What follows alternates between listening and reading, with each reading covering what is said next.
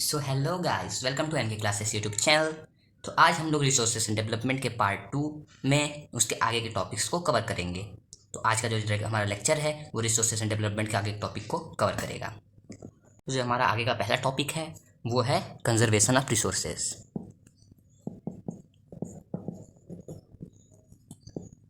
Conservation of resources, तो आप इसके वर्ड से समझ सकते हैं कि कंजर्वेशन मतलब रिसोर्सेज को कंजर्व करना, क्योंकि आप जानते हैं कि जो रिसोर्सेज होते हैं वो एक लिमिट अमाउंट में होते हैं। अगर रिन्यूएबल रिसोर्स है तो कोई बात नहीं, लेकिन अगर नॉन रिन्यूएबल रिसोर्सेज हैं तो उनके लिमिट्स होते हैं, और अगर आप उसे कंजर्व नहीं करेंगे तो वो इंड हो जाएंगे। जैसे कोल है तो वो 200 ईयर्स में इंड हो जाएगा, पेट्रोलियम है वो 40 ईयर्स में इंड हो जाएगा। तो यानी कि हम लोगों ने उसका एक्सेसिव यूज़ किया जिस कारण से वो इंड हो जाएगा। तो हमें उनको कंजर्व करना चाहिए फ्यूचर जनरेशन के लिए। तो कंजर्वेशन ऑफ रिसोर्सेज में हम यही पढ़ेंगे।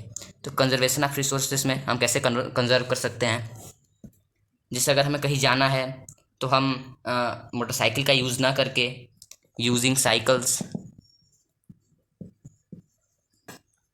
For covering short distance,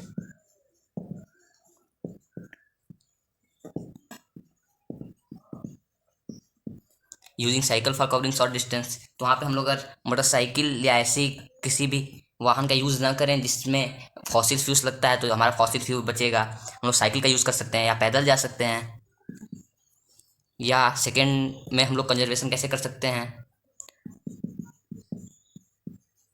follow the system of 3R। 3R क्या है? Reduce, reuse and recycle. तो जो ये 3Rs हैं इसका यूज़ करके भी हम अपने रिसोर्सेज को कंजर्व कर सकते हैं। पहले हम लोग जो रिसोर्सेज का यूज़ है उसे रिड्यूस कर सकते हैं। रीयूज़ का मतलब ये हुआ कि जैसे कि अगर कोई प्लास्टिक बैग है तो ये नहीं कि उससे एक दिन कोई सामान कैरी किए तो उसे फेंक दिए, उसे दोबारा यूज़ करिए अगर जो यूजेबल है तो।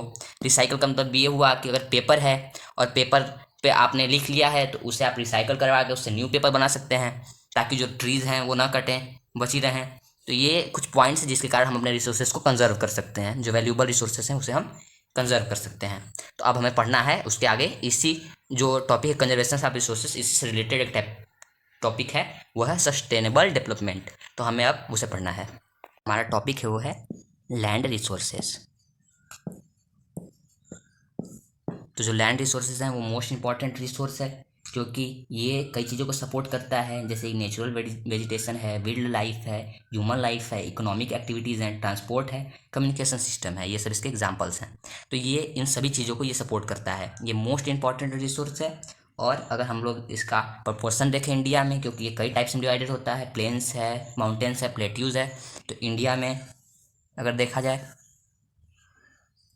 तो 27% जो है वो है प्लेट्यू। उसके बाद जो 30% है वो माउंटेन है, और उसके बाद जो बचा है 43% वो प्लेन है। तो अगर हम इंडिया की केस देखें तो यहाँ पे प्लेन्स, माउंटेन्स और प्लेट्यूज का हम लोगों ने देख लिया है। तो अब हम लोग लैंड यूटिलाइजेशन के बारे में पढ़ेंगे कि हम लोग लैंड यूटिलाइज कहाँ कहाँ करते हैं। तो हमें पढ़ना है सस्टेनेबल डेवलपमेंट, सस्टेनेबल डेवलपमेंट।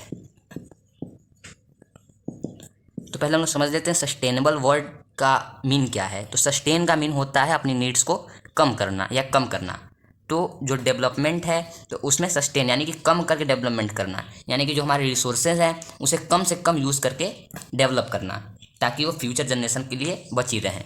तो यहाँ पे इसका जो डिफिनेशन हो जाता है वो ये है कि development should be take place without damaging the environment and it the resources should be conserve for the future generation.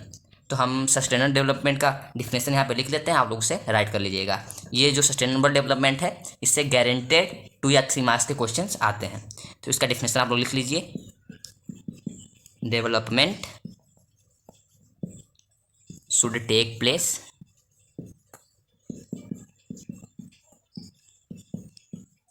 without damaging the environment, without damaging the sorry the